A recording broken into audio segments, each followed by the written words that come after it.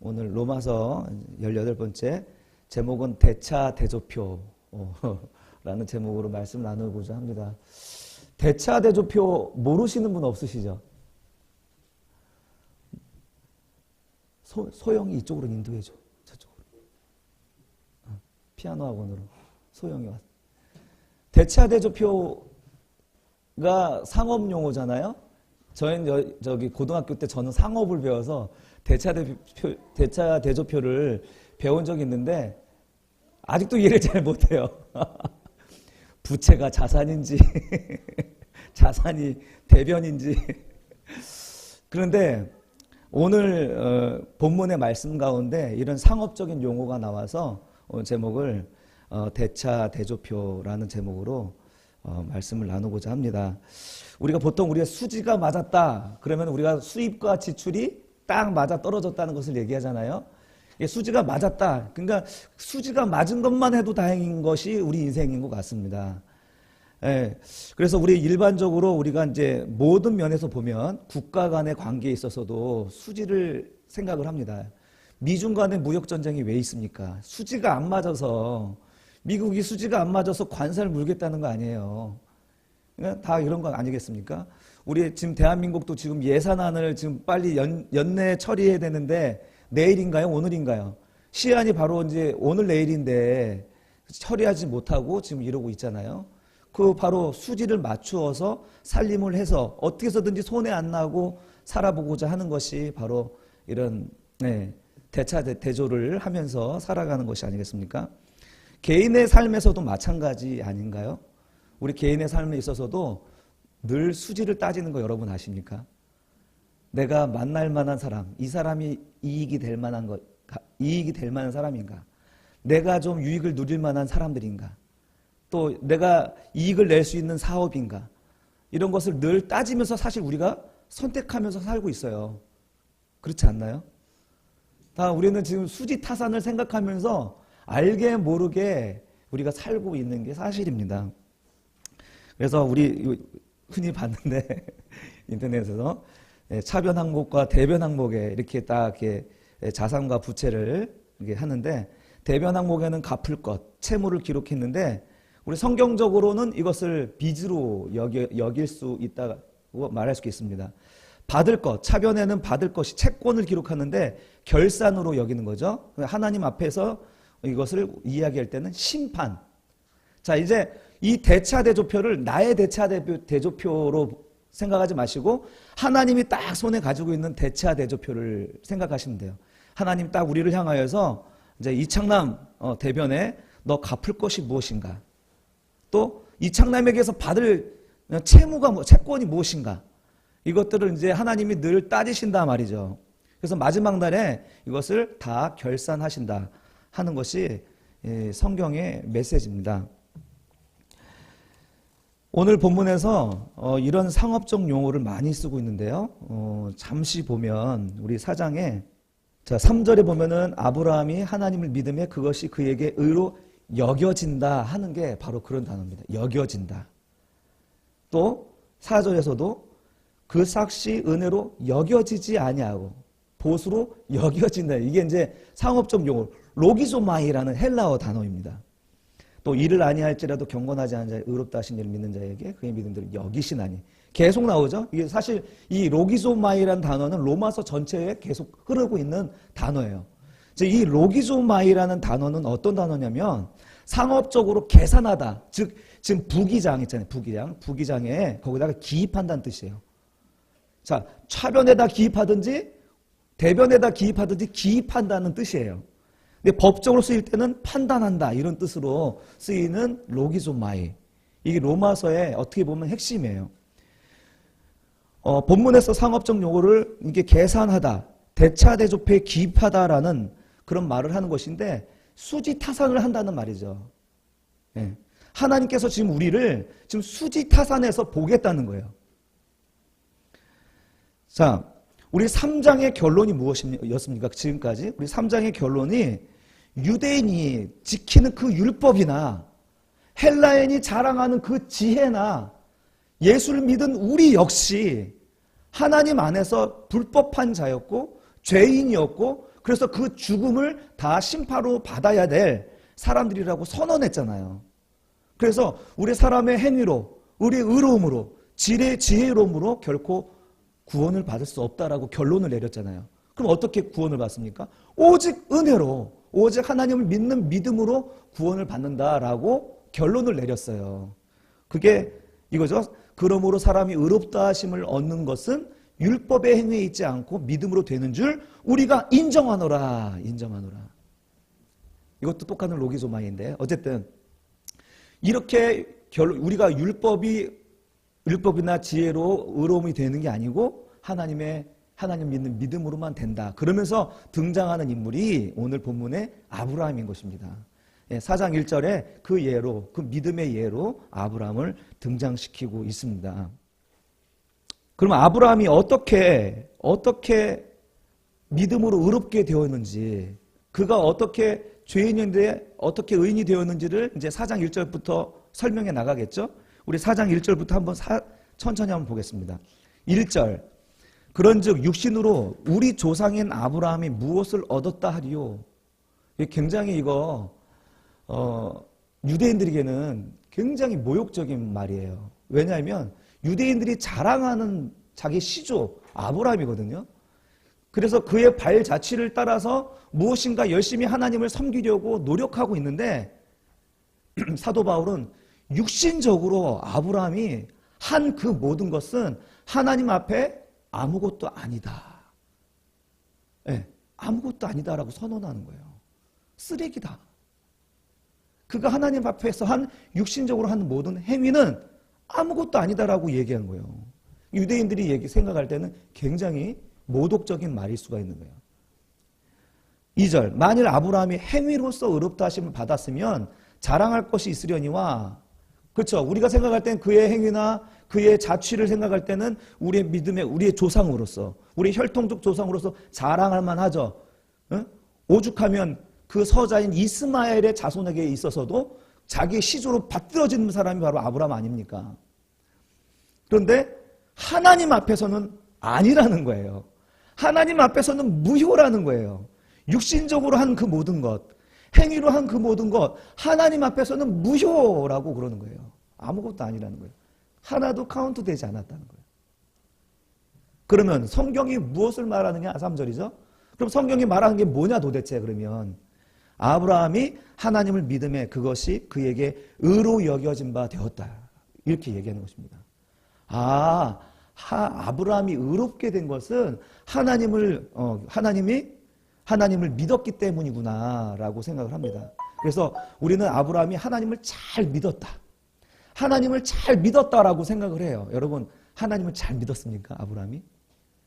오늘 창세기 15장 6절에 보면은 아브라함이 이 말씀을 바로 여기서 인용한 거거든요. 15장 6절에 아브라함이 여호와를 믿으니 여호와께서 이를 그의 의로 여겨주셨다는 거예요. 여호와를 믿으니, 그러니까 여호와를 아주 잘 믿었나 봐요. 그래서 하나님이 그에게 그 의를 여겨주셨다. 이렇게 얘기해 주는데 앞뒤 문맥을 한번 보세요. 아브라함이 과연 하나님을 잘 믿었습니까? 우리 15장 6절 이하에 바로 8절 나가면 이제 하나님께 따지기 시작해요. 하나님, 내게 뭘 주시려고 합니까? 하나님은 계속 하나님 의심하는 거죠. 의심.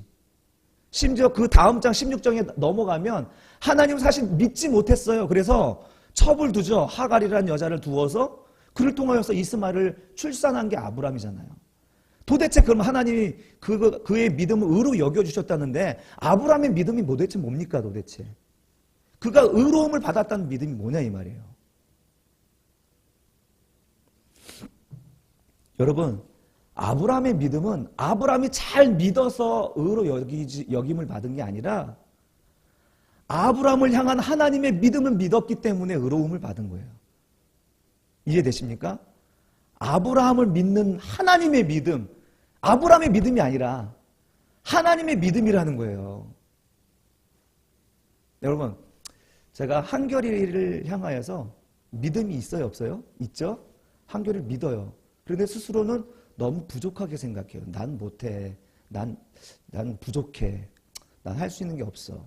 표현은 잘 안 하지만 한결이는 스스로 좀 존재감, 자존감이 좀 낮게 되어 있는 모습 가끔 봅니다. 아닌가요? 예. 한소리는 걔 스스로 말을 해요. 표현을 했는데 한결이는 표현을 잘 안 해요. 그런데 내가 우리 자녀들을 향한 그 믿음 있잖아요. 한결아, 너 할 수 있어. 한솔아, 너 할 수 있어. 난 너에게 그런 믿음 있어. 너희 보니까 재능과 그것을 보니까 넌 무엇이든지 할 수 있을 것 같아. 내가 꼭 도와줄게. 그게 믿음이거든요. 그 믿음을 가지고 용기를 내면 제게 기쁨이 아니겠습니까? 그쵸? 알겠어, 아빠. 한번 용기를 내볼게요. 기분이 좋잖아요. 그런데 그렇게 얘기했는데도 무슨 말씀이면 난 못 믿겠어요. 난 그런 사람 아니에요. 난 그거 못해요. 분명히 아버지가 격려하고 그 믿음을 보여주었는데도 자녀가 그걸 믿지 못하면 얼마나 마음이 속상하겠어요, 부모가. 지금 하나님의 믿음이 그거라는 거예요. 하나님의 믿음이 사람들에게, 신자들에게, 특히 아브라함에게 그 믿음을 주셨어요. 그 믿음을 보여주셨어요. 아브라함아, 너는 아브라함이 아니라 아브라함이야. 그냥 단지 큰 집의 큰아버지 정도가 아니라 열국의 아버지가 될 거야. 이게 하나님의 믿음이잖아요. 아브라함의 믿음이니까? 아니잖아요. 하나님의 믿음이에요. 하나님의 믿음을 아브라함이 붙잡은 거예요. 그게 하나님의 기쁨이었던 거죠. 그걸 의로 여겨주신, 그의 의로 여겨주신 거예요. 잘했어. 내가 원하는 게 그거였어. 그런데 어떻게 해요? 아브라함은 또 하나님 불신하잖아요. 또 도망가잖아요. 딴짓을 하잖아요. 그런데 하나님 믿음이 바뀌어지거나 꺾이거나 변질되었습니까? 아니잖아요. 아브라함이 믿었다는 것은 아브라함이 하나님을 잘 믿었다는 뜻이 아니라 하나님의 믿음을 붙잡았다는 겁니다. 한결이하고 우리 이제 풍성한 삶을 같이 나누고 있는데 믿음이 뭐냐? 손바닥을 내밀어봐. 손바닥 딱 내밀었어요. 하나님의 이렇게 주시면 덥석 받는 거야.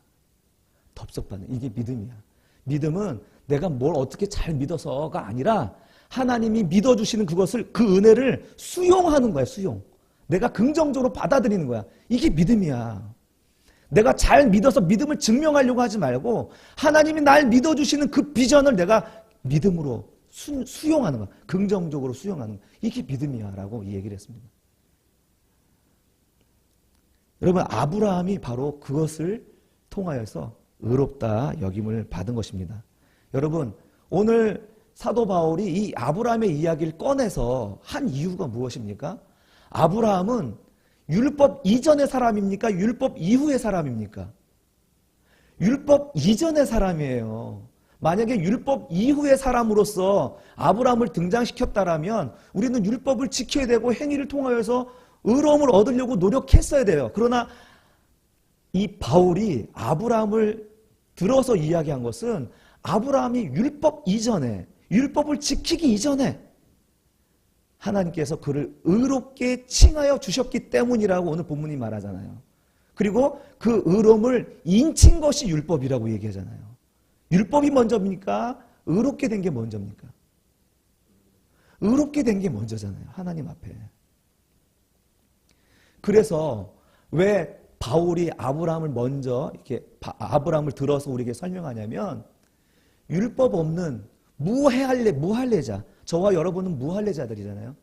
할례자들뿐만 아니라 무할례자들을 위해서 그들에게 이 은혜로 구원받는 것을 가르쳐 주기 위해서 하나님의 은혜는 너희 유대인들만의 것이 아니라 모든 인류를 향한 하나님의 섭리 안에 있다는 것을 가르쳐 주기 위해서 아브라함을 등장시키는 거예요. 그래서 율법을 가졌다 자랑하지 마. 율법으로 의로움 받은 게 아니라 그가 하나님의 믿음을 수용했기 때문에 그게 믿음의 조상이 된 거야 라고 얘기하는 것입니다.